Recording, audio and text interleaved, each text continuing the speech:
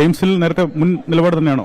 മുൻ നിലപാട് തന്നെയാണ്. ഞാൻ കാൻഡിഡേറ്റ് ആയിട്ടുണ്ടായ സന്ദർഭത്തിൽ ഞാൻ പറഞ്ഞിട്ടുണ്ടായിരുന്നു, ഞാൻ അവിടെ MP ആയിട്ട് വന്നിട്ടുണ്ടെങ്കിൽ തീർച്ചയായിട്ടും കാസർഗോഡ് എയിംസ് കൊണ്ടുവരാൻ പറഞ്ഞിട്ടുണ്ടായിരുന്നു. അപ്പൊ ഞാൻ MP ആയിട്ടില്ല, പക്ഷേ കാസർഗോഡ് ജനങ്ങൾക്ക് വേണ്ടിയിട്ട് ഞാൻ പ്രവർത്തിക്കുന്നുണ്ട്. ഇപ്പൊ കാസർഗോഡ് ജില്ലാ പ്രസിഡന്റ് ആയിട്ടുണ്ട്. എന്റെ നിലപാട് ഇപ്പോഴും കാസർഗോഡ് തന്നെ എയിം വേണമെന്ന് പറഞ്ഞിട്ടായിട്ടുണ്ട്.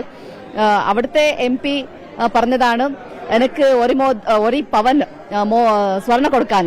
പക്ഷെ ഒരു MP ആയതുകൊണ്ട് അയാൾ MP ഇങ്ങനെ പറയാൻ പാടില്ലായിരുന്നു. അത് അയാൾക്ക് ഒരു നാണമാണ്.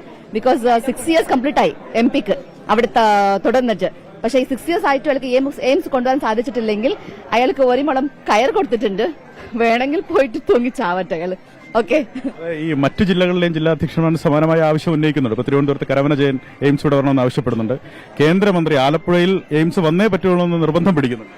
എല്ലാവർക്കും അവരുടെ നിലപാടുണ്ടാവും. എല്ലാ ജില്ലാ പ്രസിഡന്റ്മാർക്കും അവരുടെ ജില്ലയിൽ തന്നെ എയിംസ് വേണമെന്നൊരു ആഗ്രഹം ഉണ്ടാവും. ഒരു ആവശ്യപ്പെടുന്നതിൽ ഒരു തെറ്റൊന്നുമില്ല. പക്ഷേ എയിംസ് കേരളത്തിൽ വരണം, അതാണ് നമ്മളെ ആഗ്രഹം. പക്ഷെ ഓരോ ജില്ലാ പ്രസിഡന്റുക്കും നമ്മുടെ ജില്ലയിൽ തന്നെ വരണമെന്നൊരു ആഗ്രഹമല്ലേ? എന്റെ ജില്ലക്ക് എന്റെ ജില്ലയുടെ നാട്ടുകാർക്ക് കിട്ടട്ടെ എന്ന് പറഞ്ഞ് എന്റെ ആഗ്രഹം. അപ്പോ ട്രിവാൻഡ്രമിന്റെ ജില്ലാ പ്രസിഡന്റ് അവർ നാട്ടിൽ വരട്ടുന്നു ഒരു ആഗ്രഹം ആർക്കും ആഗ്രഹം ആക്കാം.